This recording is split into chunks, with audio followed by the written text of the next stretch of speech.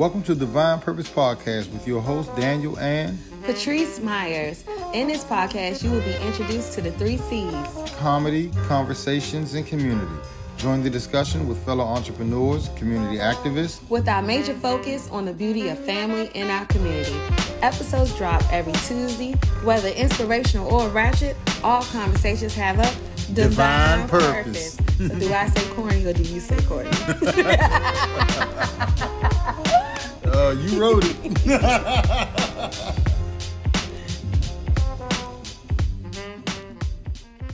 Welcome to another episode of Divine Purpose Podcast with your host, Patrice, Daniel, and... Keep both Patrice and Daniel. Both of these. If y'all can't tell what controlling is, this nigga is both Patrice and Daniel today. That's not going to be on the This clip. nigga is both That's Patrice not going to be on the clip. and Daniel today. Not when I edit that out. Y'all. Not when I edit it out. It don't matter. We're live. Here we go. This is the definition of control. Here's the clap. He said, ready? Patrice and Daniel. Then who are you? Bitch, I don't know, because you was both Patrice and Daniel. 1, 2, 3. Welcome to another episode of Divine Purpose Podcast with your host, Daniel, and... I guess I'm Patrice. Yes, you are. How are you doing today, my love? Hey, laughing at your ass. I am doing good, because I guess I have my name back. I'm glad you have your name back. I'm glad you have your name back. I definitely am. Church announcements. Actually, before we do church announcements, we would like to thank everybody that came out to the last live recording at Culture Coffee 2. It was definitely a success. It was a nice turnout.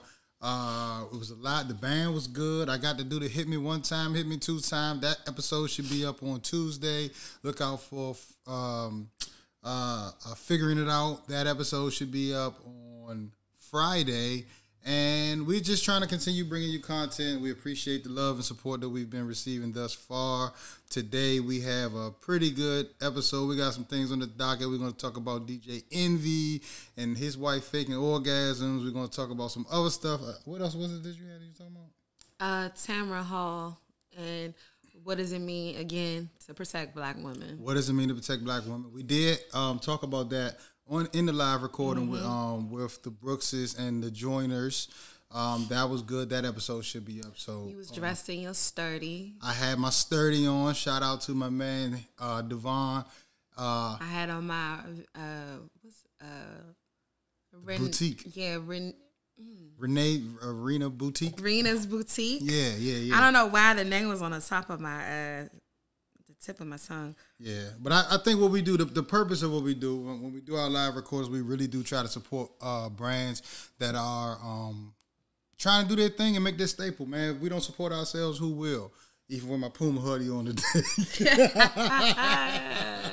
Well, I have on Bees by Woo earrings, so you do. I'm good. I'm still representing I like somebody. your nails. I like your nails. And too. I have on, my skin is glossed up with some Zen and a Josh, so I'm straight. You smell good in the mouth. Yeah. You always do.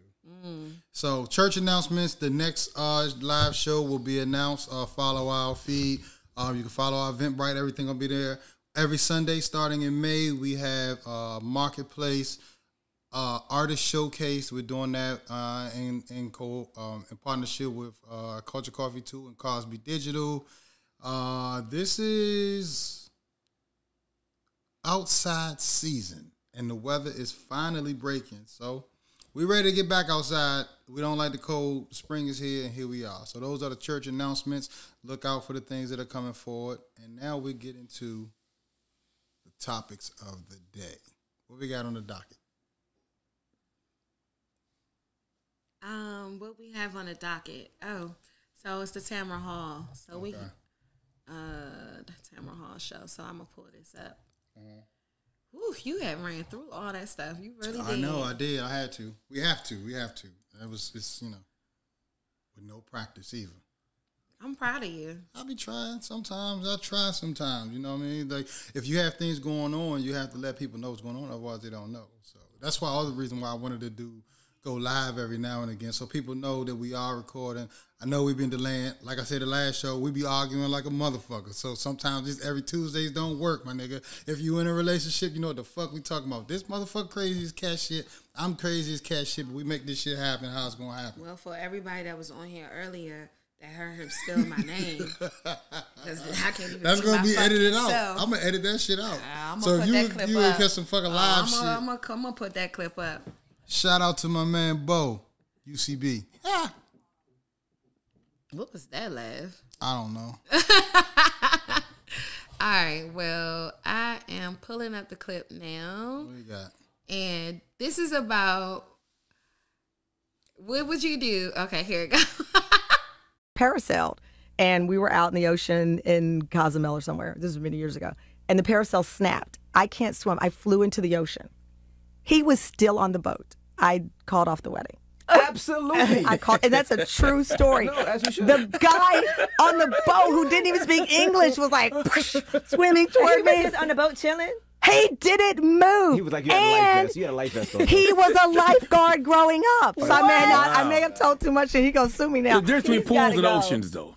What? I'm just trying to look at all That's sides. his fiance. I'm just trying to be objective. That should be your He reaction. might be Should on a be, fly I gotta outfield or save something. He her. might be on a And fly he's a outfield. lifeguard. Last weekend, I think it was Miami. Fiance fell in the ocean. Guy jumped in after her. Choppers of the plane, the boat Oh killed yeah, that him. was very sad. I'm going in for my wife. I'm just saying. Why are you telling me that But that's story? what happened. I'm just saying, like. So what happened was, because the video is running slow, what happened was they was on vacation. Tamara Hall was on vacation with her fiance, and they were on vacation with her fiance, and she decided she wanted to go parasailing. While she was parasailing, the boat snapped, the cord snapped, and she plunged into the ocean.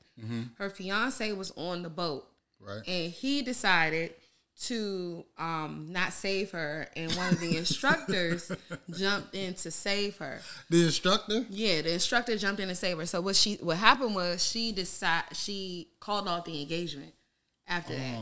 Because she's not protecting her. Yes, that's what she said. What if he can't swim? He was a lifeguard. Hold on. So he's a lifeguard by profession. Yes. His woman fell overboard Yes. and he didn't jump in the water? Yes. Why?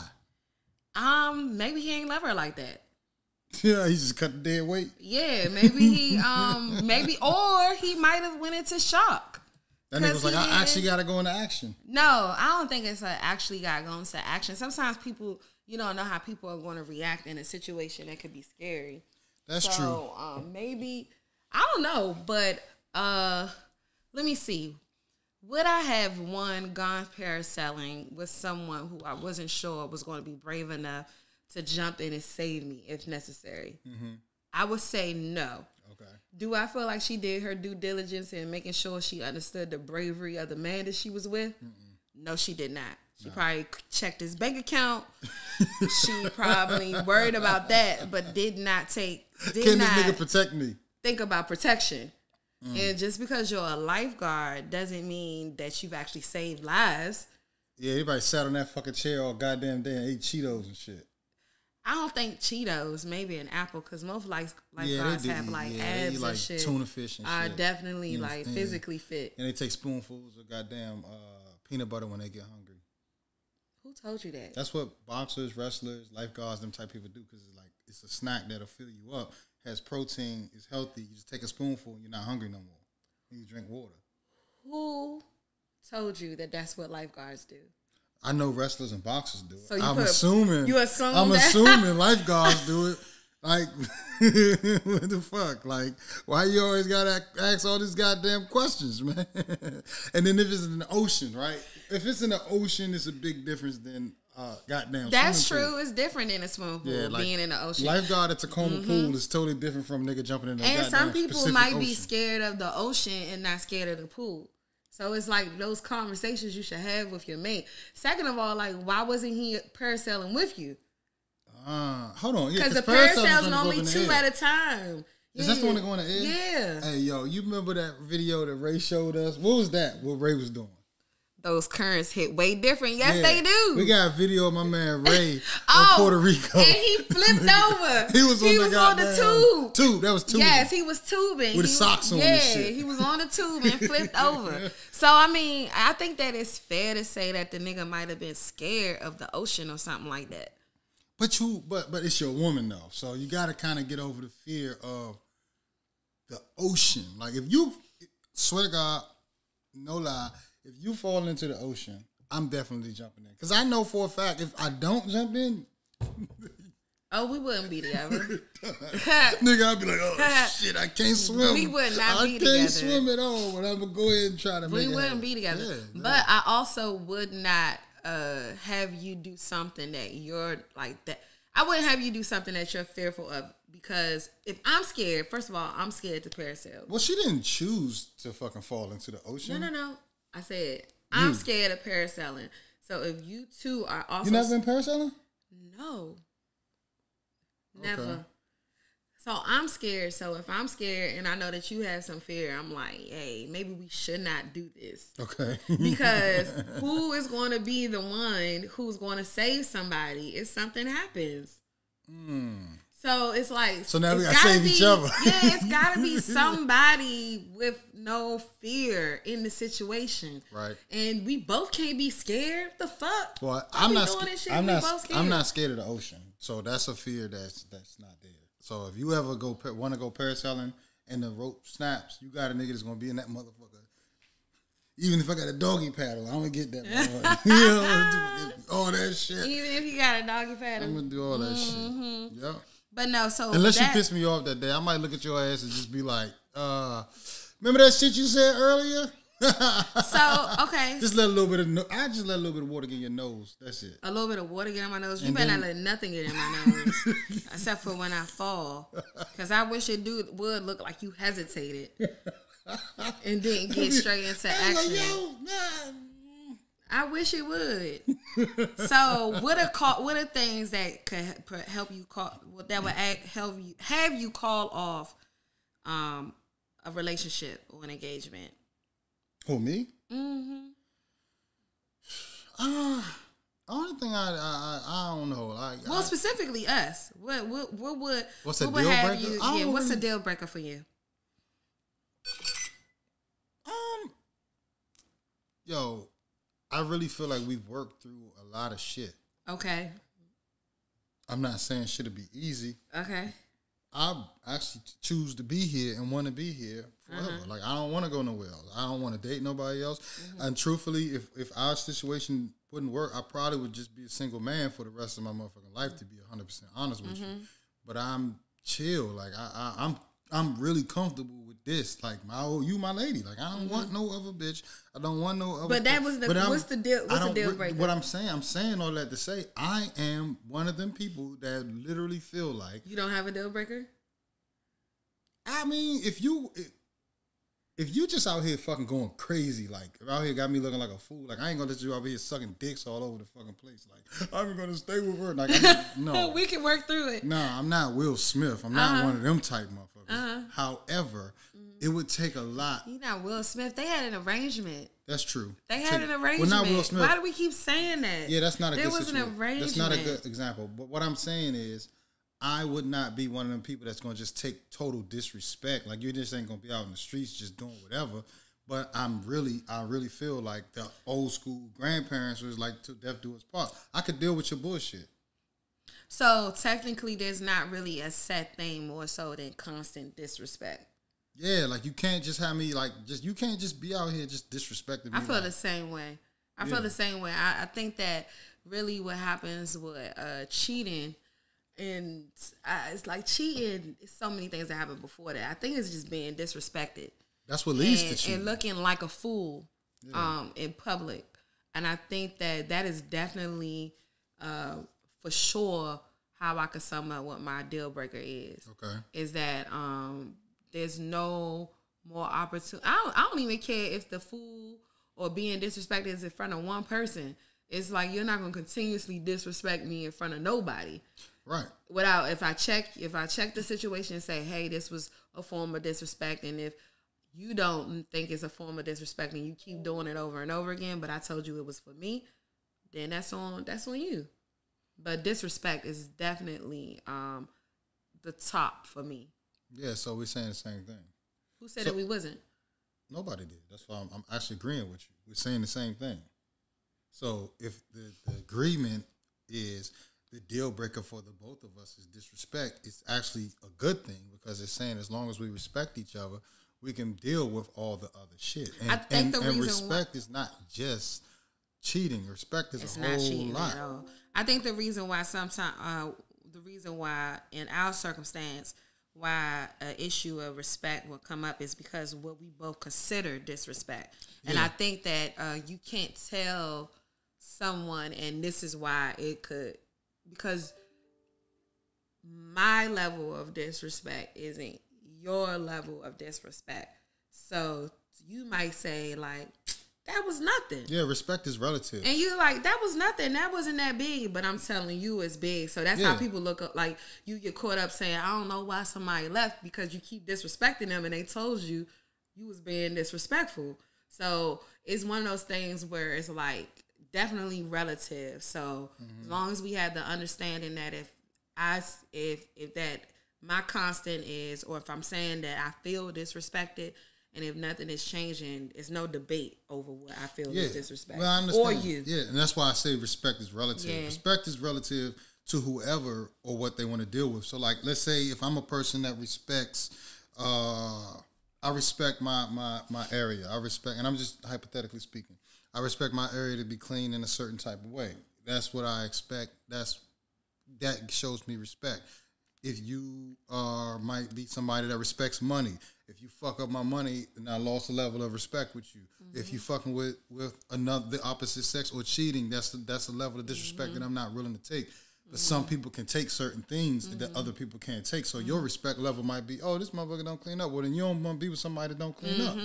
Or your respect is you dealing with somebody that I can't deal with the fact that this motherfucker's always cheating. And don't deal with somebody that's going to be cheating. Yeah, disrespect leads to cheating. It does. It does. It does, because what happens is if you feel disrespected, you're going to look for respect somewhere else. If you feel lack of love, you're going to look for love somewhere else. If you feel lack of commitment, if you feel lack of pleasure or whatever, passion, you're literally going to find it. Like we have, I think a misconception has been going to relationships by saying don't have any expectations. I disagree with that. I believe a lot of things, a lot of marriages and a lot of relationships fail because we keep saying we don't have no expectations, and then when you ain't getting what you want, you can't be mad at nobody but your goddamn self. Yeah, and that's, I don't have no expectations. Nah, I expect you to suck my dick on Tuesdays after I rub your feet. That's what. That's actually similar to kind of what Head is saying right now. Like he was like, he said that, you know, if you feel like you disrespected, communicate it right away. And I do feel like sometimes when you hold on to it, and sometimes it's processing. Specifically for me, when I don't communicate that I feel disrespected right away, is because I'm trying to process whether or not that's a real feeling. Like, is this real, or am I feeling some kind of way because of circumstances of the day? Does this have to do with anything that I'm battling with internally for myself? Right. Because sometimes what's deemed disrespectful may just be work that you got to do on yourself that is not my fault. Like, you know, for instance, like if I correct you and say, hey, why'd you do X, Y, and Z? And you feel like, oh, that's disrespectful because you always felt growing up you were challenged, or your father or your mother might have said that you weren't going to be shit. So anytime somebody, you know, corrects you, you feel like they challenging who you are as a person. Yeah. So that's why for me, sometimes if I don't communicate right away, because I'm literally going down the Rolodex of all of my shit to verify, is this because of my insecurities? Is this because of the way I grew up? Did he really say it wrong? Boom, boom, boom, boom, boom. And then once I go down my own Rolodex to check myself, then I can bring it to you and be like, hey, that shit did hurt. So mine is opposite, because I express everything outwardly. So I got to talk everything out. I got to speak that shit, because if I keep that shit in my head, it'll be so many different stories. Unlike you, you're playing it out in your head and looking at it as a process. I'm in my head answering the shit that I think it might be. So the best thing for me to do is speak it out loud. Even if you're speaking it out loud, what's on your first mind might be wrong. But if you hear it wrong or get feedback off the break, it's like, all right, I got it out. Because if I keep it in, I don't know where it's going to end up. So that's one of the things that make us different. Well, I mean, I had to learn that as well. So I feel like I might have kind of graduated to another, I don't know. I feel like I'm in another level of communication where everything isn't always necessary. Sometimes you do have to analyze for you like really have to sometimes get to a place where one, you actually just said, you know, that you create a narrative, that you answer in your head and you're creating these responses. And I got to a point where I realized that a lot of times I create a narrative with you as well, where I'm already answering. I've already envisioned how the whole thing happened. I already know that you was over here talking to this person and you talked to that person and I done made a whole damn fucking movie in my head, and I realized that that's not for like, man, you to undo the movie in my head, because that's you created that script. Me. So that's what I'm saying. So sometimes for you, like I guess I'm waiting for the place where sometimes you do you'll figure out how to internalize a little bit and review in your head and realize, I'm creating a narrative. Don't do that. Don't do that. But actually analyze the actual statement and not create the answers and figure out how is it triggering me? Because is it triggering me because did she really yell, or did I just hear her correct me and I thought I heard yelling? Did she actually cuss, or did she like? Because even that's one thing I know you do too with me. I can say, "Hey, Daniel, why don't you do blah blah blah?" In your mind, you hear, "Bitch ass nigga, why the fuck you ain't do this?" And I'm like, but you know where that what? comes from? That comes, I ain't say shit like that. That comes from how I was raised. Like it was my dad was like, "Man, you ain't do that." Right, but I know. So that's how I took it. So I get that. At the same time, you've kind of transitioned too in the way you're processing. You're not just processing internally no more, and the way you process now comes off sometimes as "fuck it, nigga, fuck it. I don't give a fuck." It's a lot of "I don't give a fuck." It's more so it's not necessarily a give a fuck. And I'm glad we're having this conversation. If I take that as disrespect, it's like, all right. I'm glad we're having this conversation because it's not I don't give a fuck. I think what it is that understanding that I am now taking a firm stance, and I've said this before, that I spent 40 years of my life going with the flow and being presented with everyone else's angle, their order, which way they want to go, which things that they want to do, what they envision of Patrice in their life, from my parents, from you, from the girls, from church. And now it's not really I don't give a fuck, or it's more so now this is my stance and let me ride it out and learn the lessons that you've been able to learn with making mistakes. Yeah. So if I made a mistake standing in this moment, then I made a mistake. Yeah, but I haven't been able to learn. But see, those mistakes. One of the things that a lot of people that have made mistakes get faulted for is, okay, I made a mistake, now I'm being apologetic about my mistake. I fucked up. If something you've done, if you call out one of my mistakes, I know, my bad, I fucked up, I apologize. It sometimes comes off with you at times where it's like, look, I'm telling you this is making me feel a certain way. I'm telling you I'm not thinking this way.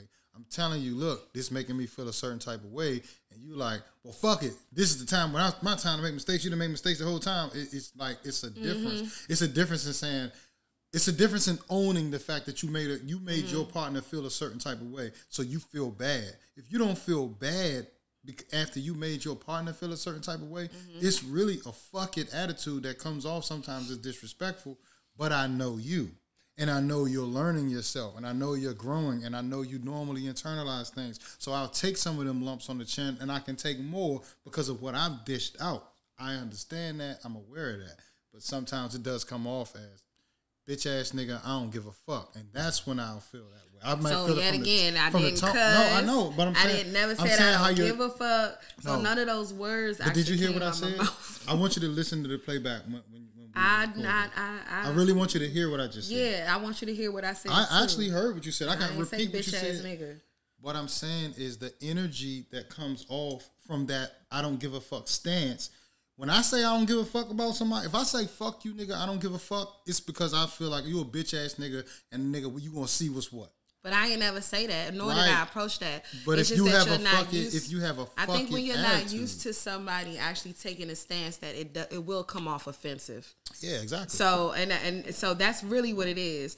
When somebody finally, when someone who, I'm not saying that I've been bullied in the relationship, but when somebody finally snaps that's being bullied and decides to take a stance, all of a sudden the bully is like, what happened? But why are you comparing me to a bully? No, I'm not. I'm just saying, like, I've seen this happen even in the girls' school. Like, they were being bullied. And when they finally stood up and smacked the shit out the bully, then they get in trouble at school. And I'm like, I've been telling y'all for 3 weeks that this child was bullying my daughter. So if she decides to stand up and smack the shit out the bully, now don't, because she's taking a stance, don't come, like, I've had these conversations in the school. That's why I brought it up. So now don't come up to her and be like, well, what you doing? Or look shocked. Because it's like, no, she got sick and tired and she finally decided to take a stance. And so it's not that, I think it's just the unfamiliarity of me actually saying,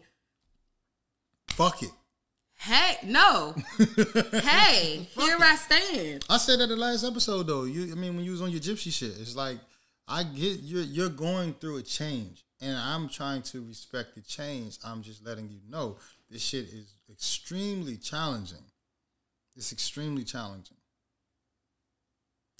All of this is extremely challenging. Relationships are extremely challenging, and I think what has happened is that this area has been kind of easy because Patrice forgive and all this other stuff. So now it's to a place where, oh shit. No, not just so that. I think it's just I think relationships are challenging, even when you on a good side. Yeah, I'm about to say, because I don't want it to even come off like just like we're good. Like we have a good fucking time with each other. We love to be around each other. You're literally my best friend. I cannot lie. I mean, you're literally. You alright. Whatever, nigga. You know, ain't nobody fucking around like me. But you literally, we have a great time when we out. Like that's not fake love. That is genuine. You're my person. You're the favorite person I like to be with. So, because we know what makes each other tick.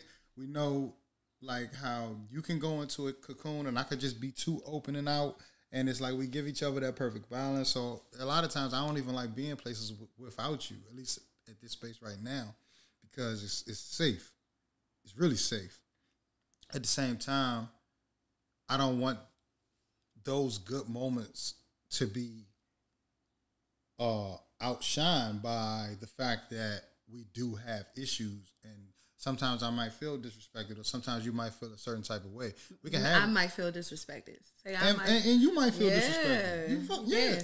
But that's not. No, I ain't saying nothing. I was just using different. No, I know, but okay. Well, I might feel disrespected. You might feel disrespected. I might feel a lack of love. You might feel a lack of love. I might feel like you're slacking on the passion. You might feel like I'm slacking on the passion.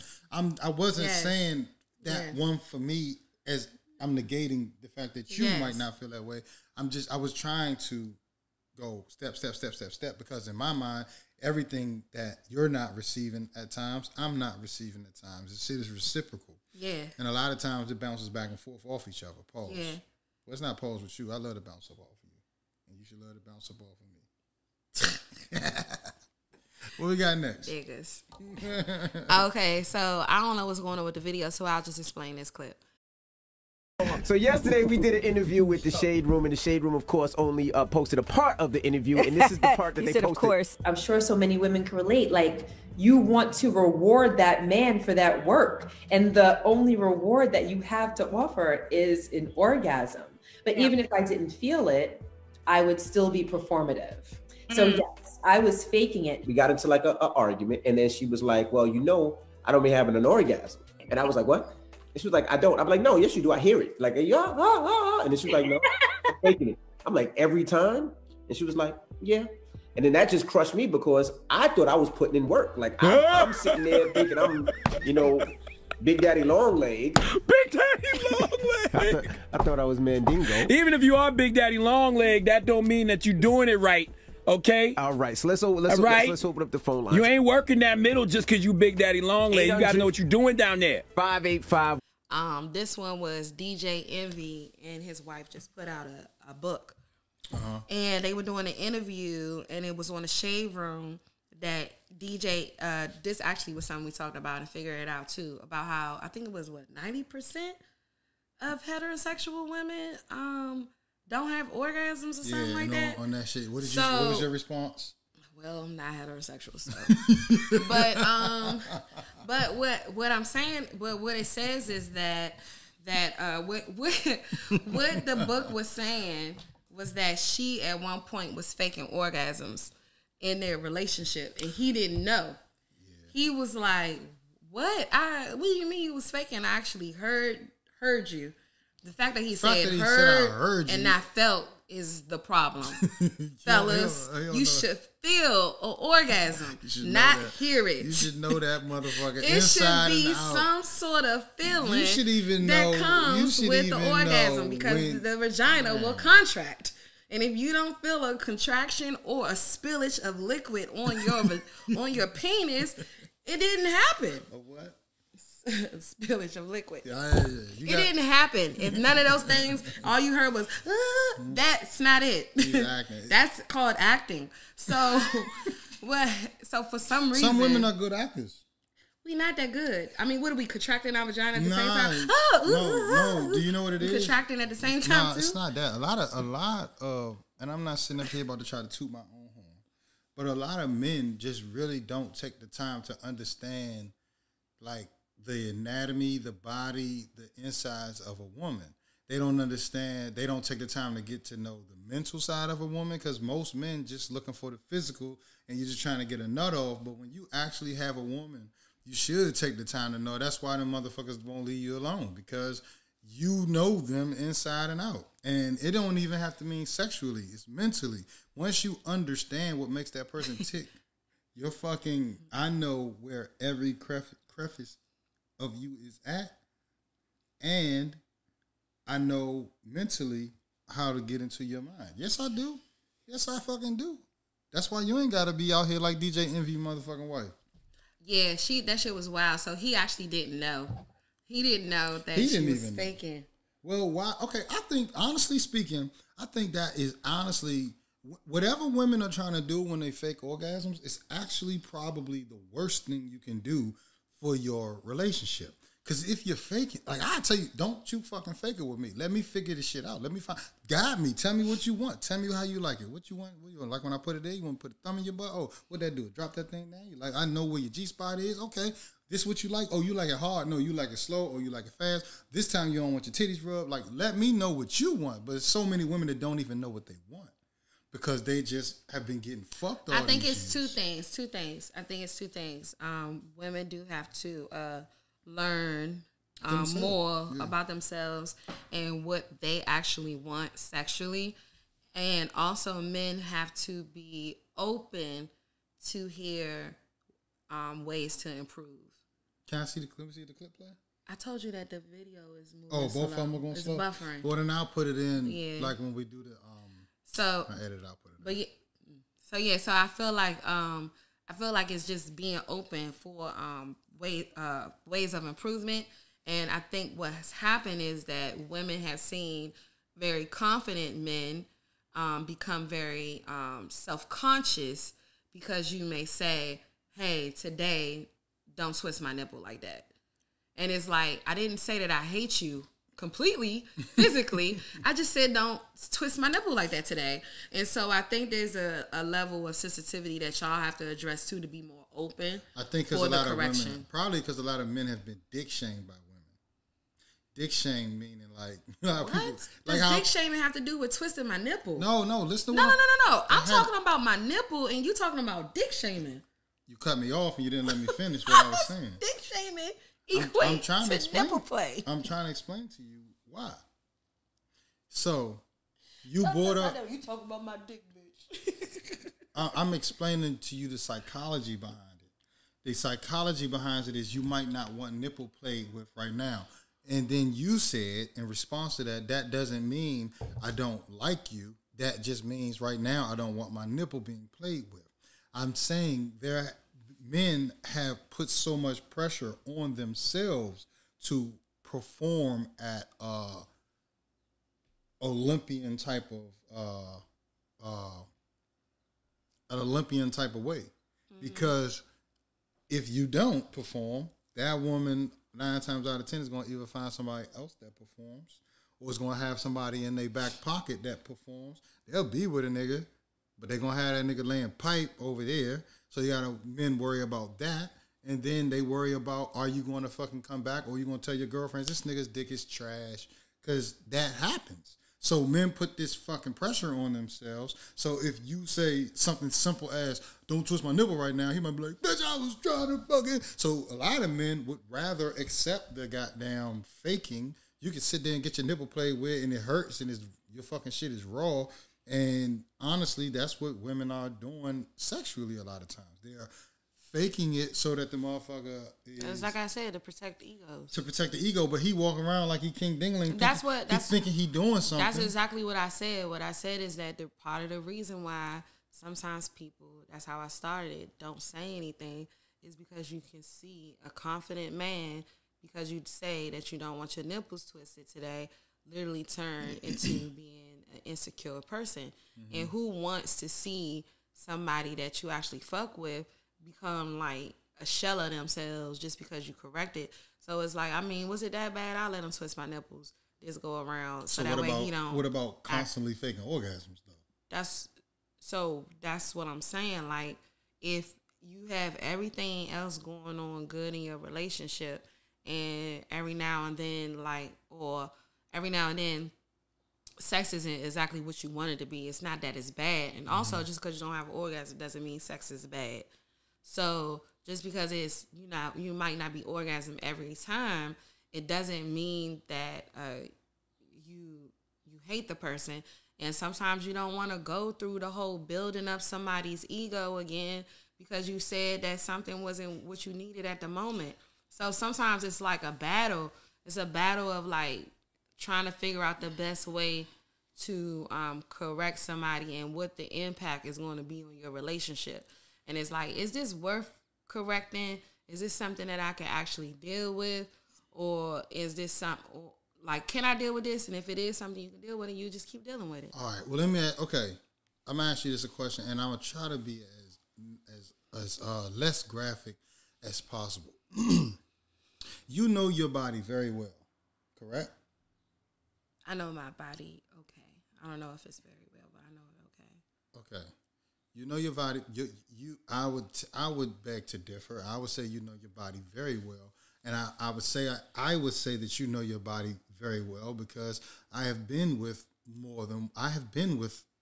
some women, and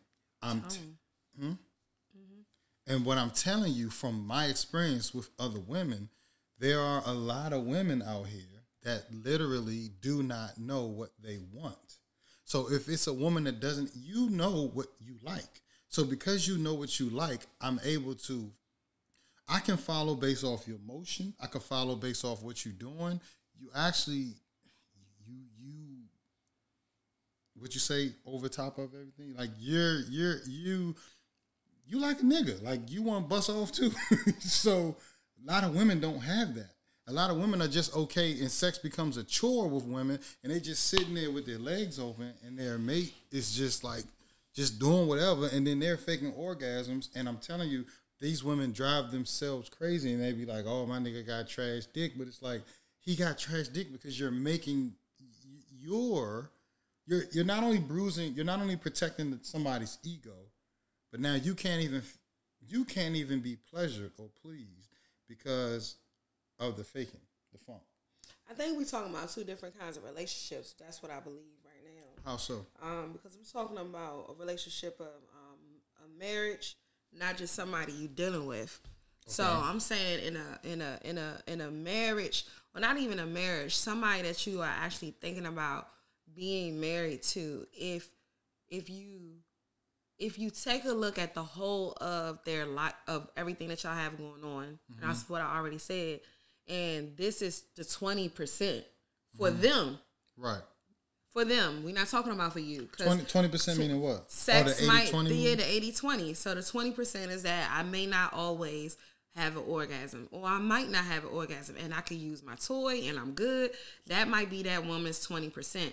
I'm not talking about the women that's out here actually going back and forth talking about niggas and dick shaming them. See, that's not the woman I'm talking about. I'm talking about the one that's looked at the whole of the man that you are and said,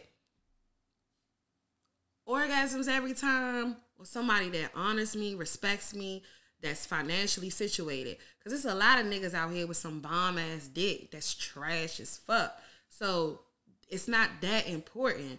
And I think it's not always that important to be with someone who's all the time sexually pleasing you. Sometimes you got to take an L in certain parts of your relationship. It's part of the 80-20.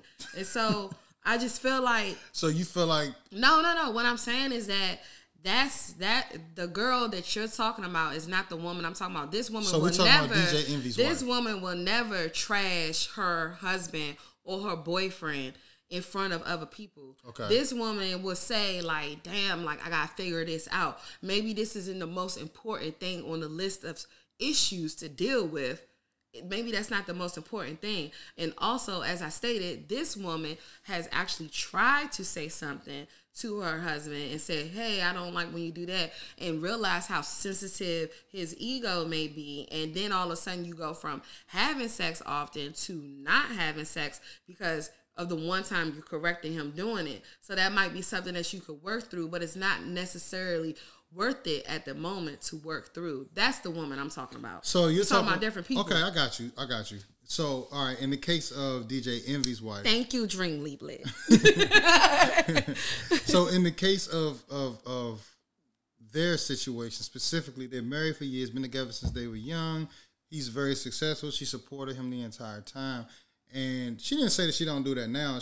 They were talking about a phase. Yes, right. So they probably phase is different. Like we've had some. It probably was so many other things that they had to work on in their relationship that was the least of them all. Now we had a phase where we was kind of like lacking in the sexual arena. That was when we were staying in Jefferson Hall. Yeah. Like we had a party, and that was because we introduced people into our relationship. That's when we started. Dwelling, dabbing into threesomes and all of that. So then our connection, for us, that put a wedge in our connection. I think at the time, it might not do that for other people, but it did for us. I think at the time we were doing that, we weren't mature enough to do it. I think at that time, I was still young. I was still not as fully happy. At that time, that brought up insecurities about your weight. At that time, we just wasn't. We weren't. We were doing it, and it was, some of the times we're finally gonna act like, oh, that shit was fucked up. But like, we weren't mature enough to handle that. I don't think so. It just might not be something that's necessary. I don't think it's necessary for our relationship. It's not necessary for a lot of people. For some people that it works, some people that don't. Yeah, some people it works. But for us, it didn't bring us closer. It actually separated us. Yeah, but we've it definitely caused a wedge. And I believe that's when all of that stuff, that's when it started in Jefferson Hall, where that was a divide with us. And that was just evident because, so I think it's all about communication, and I don't think no one intentionally, I think you have to be able to correct people without people getting, if every time someone corrects you, you find out that you then are in an argument and not in a conversation, then there's some internal work that needs to be done. That's all I can say. If every time, what was that laugh for? The fuck you laughing at? Nothing. I ain't. Am I arguing now? The fuck was that? No. I think that goes both ways, though. I agree. I agree. I literally that's why I said it. Oh, if at any time you're being corrected, it ends up in an argument, then you have a lot of internal work to do. Because it shouldn't happen that way. You should be able to hear someone say to you that they don't like something and it doesn't challenge who the fuck you are as a person. Well, that's because if you don't respect that person, you don't even want to. If you don't respect somebody when they're challenging you, you don't even want to hear what they got to say. You say, "Fuck it, I don't need to." I don't agree. I don't think that respect has anything to do with hearing somebody challenge. I didn't say challenge. I said you did say challenge. Correct. That's a challenge. What's the difference between the correct and the challenge? No, enlighten me. Don't look at me shocked. Enlighten me. What's the difference? I mean, they have two What's the different difference between definitions. being corrected and being challenged? I'm going to read the definitions to you. All right. I bet you they're fucking, in the thesaurus, there are fucking, what's I'm that? going to say Synonyms? correction. Homonym? No, not homonym. Synonyms. Wow. Okay. Correcting and challenging. This explains a lot. Yeah. Correction. The action according to what dictionary? Because this is the Google dictionary. The Google dictionary. This is the Google dictionary. Y'all just split it there. A change that reflects an error or inaccuracy used to introduce an amend version of something one has just said. Correction. Okay. Now, a challenge. Okay.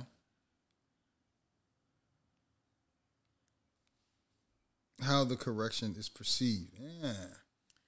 Challenge. Okay. A call to take part in a contest. No, that's a or different a competition. No, that's a different definition. No. That's a different especially a duel. I challenge you to a duel. No one's challenged. That's the problem. Y'all have just heard what's happened in this relationship.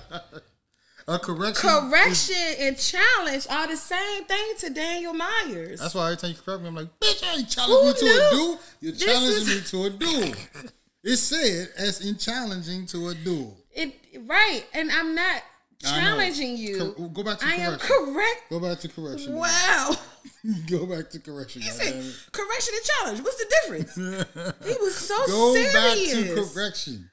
Oh my God. Okay, is used to introduce or amend a version of something that has just been said or done.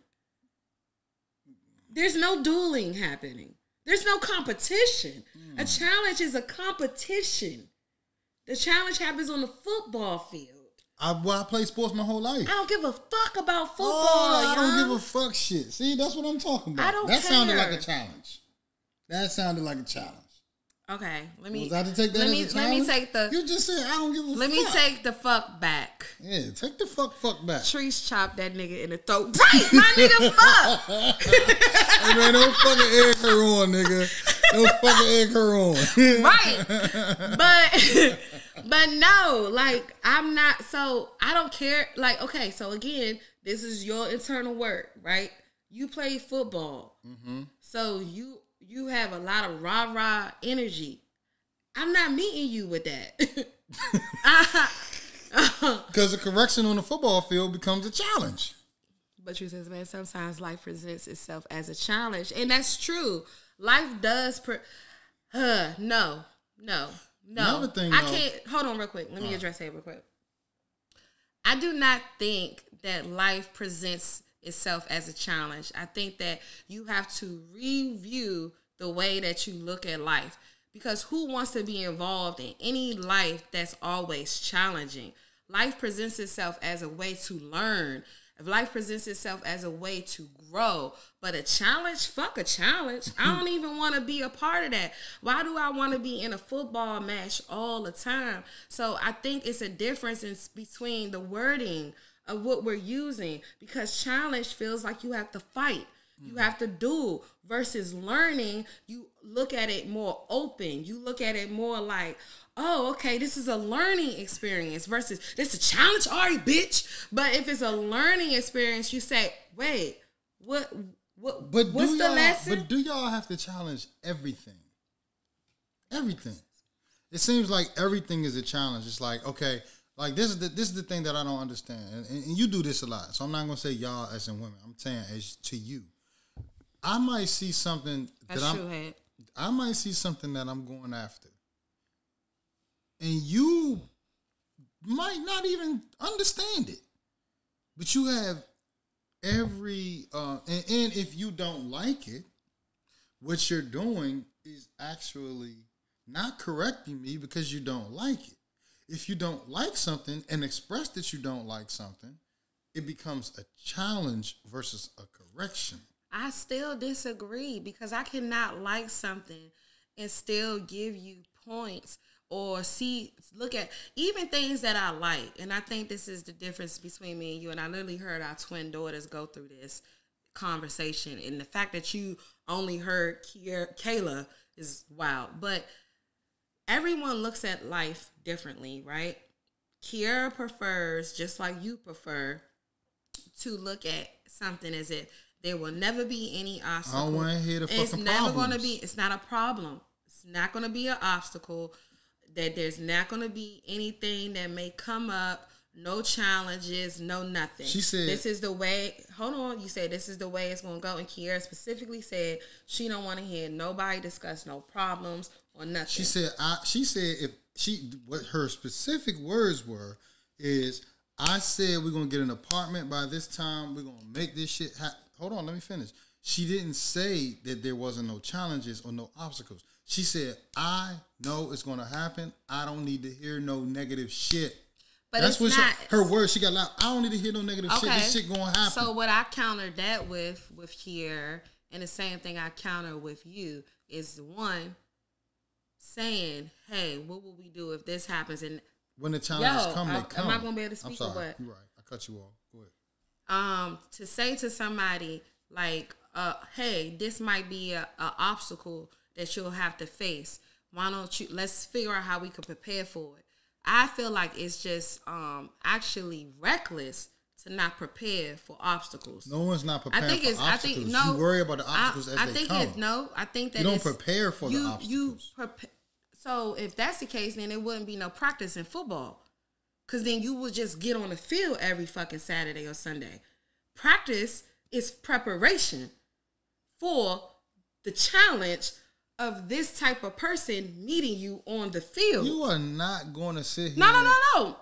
That's exactly what it is. So in practice, you're learning to how to, in practice in football, you're learning how to deal with different opponents. Okay. If you have never been met with no one but yourself in practice, do you think you will be able to be on the field and actually be your best? Practice is necessary. All right. So in life, I'm still not finished. Mm-hmm. So in life, I'm doing nothing more than just saying, hey, what about this outcome? Hey, what about that outcome? Hey, let's make sure, because especially when you are not the only person in charge and there's variables, we learned this in science. You can have a science fair project and have a hypothesis, but then you have different hypotheses because of the other variables. It's something in science called known and unknown variables.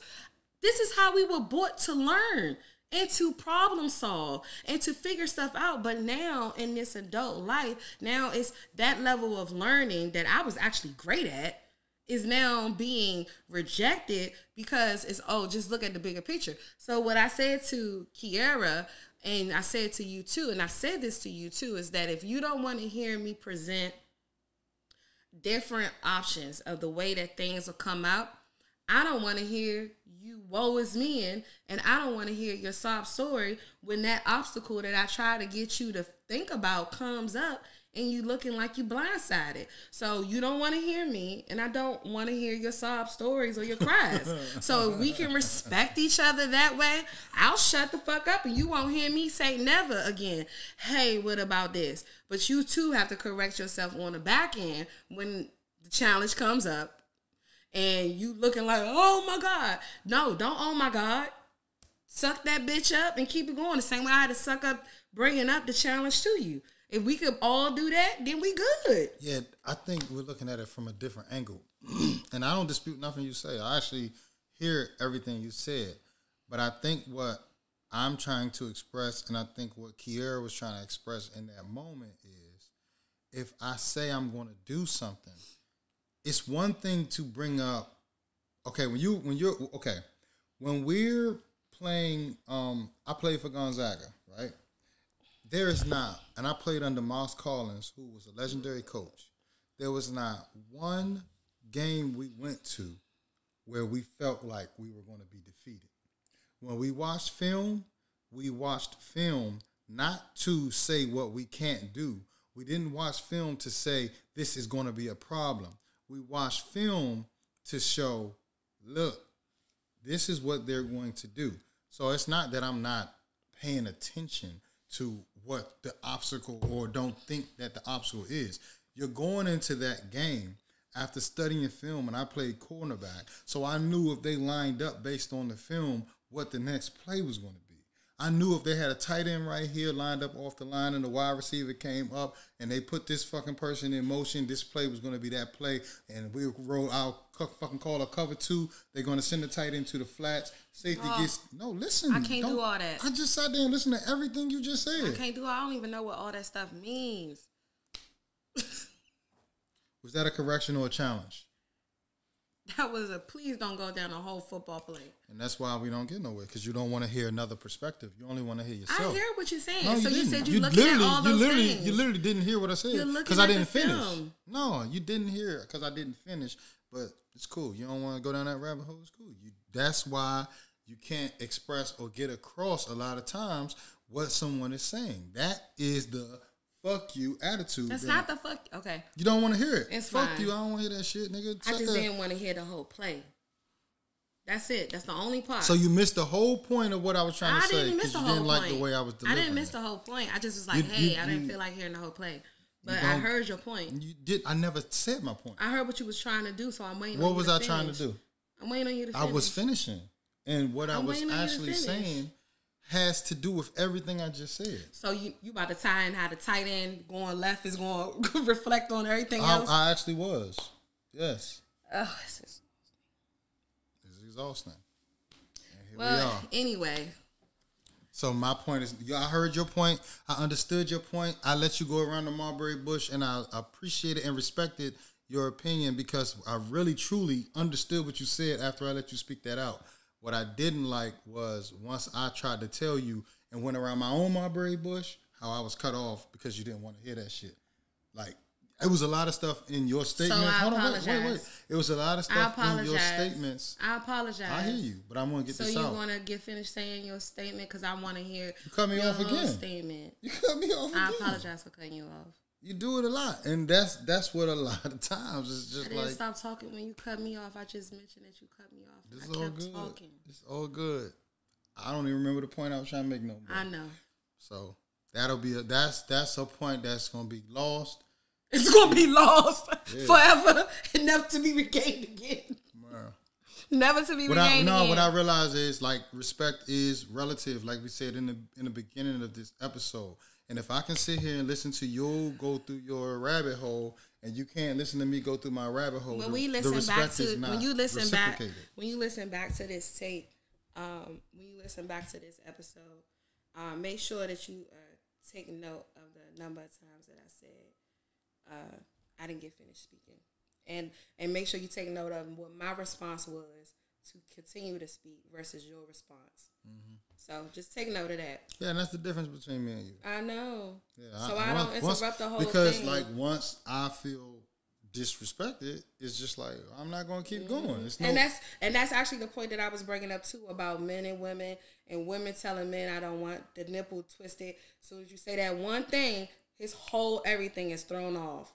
And you just showed that exact example. No, that's totally different. No, it is. How is that the same thing? Because I cut you off on one thing. That's not the same as a woman having an orgasm. No, that doesn't even compare. It's talking about the male ego sensitivity. It's you just demonstrated it. That wasn't. I think I said three times that I was. I think I said three times I didn't get a chance to finish speaking, and it was not one time that I stopped talking. It was not one time that I just said I threw up the whole conversation. I didn't do that one time. I don't believe that was the male ego. Going. I believe that was me just literally being talked over in the middle of a statement. Well, listen back to the I definitely will. I know. And just see my reaction versus yours. I definitely will. And that's the example. I actually look forward to it. And I really like whoever does listen to it. And I really hope, I would like people to go into, because it'll be up on YouTube, go into the YouTube comments. And because you can one of the reasons I love and appreciate this podcast, man, this is the one thing that it does for me personally, especially listening back over them. One, I'm learning what makes you go and what makes you don't go. As I love recording the podcast because I'm learning you. The other thing I listen to the podcast for is because I can see clearly how our communications connect and disconnect. So it's almost like these episodes are therapeutic because I can look back at this and be like, damn, maybe I cut her off. But after I cut her off, did she start speaking again? Or did I listen to her more? Or damn, she cut me off and I just shut the fuck out. Is that right or wrong? I don't know, because I will be able to see it in real time. But this is real. This ain't no bullshit. Like, ain't shit perfect. And we probably still gonna fuck around and party this weekend. That shit don't make no difference. But in this moment, I felt like, damn, man, you didn't want to hear. That's why in the beginning of the episode I said, right now you have, but at the same time I understand it. This is where you are on your journey. Fuck Daniel. Fuck me.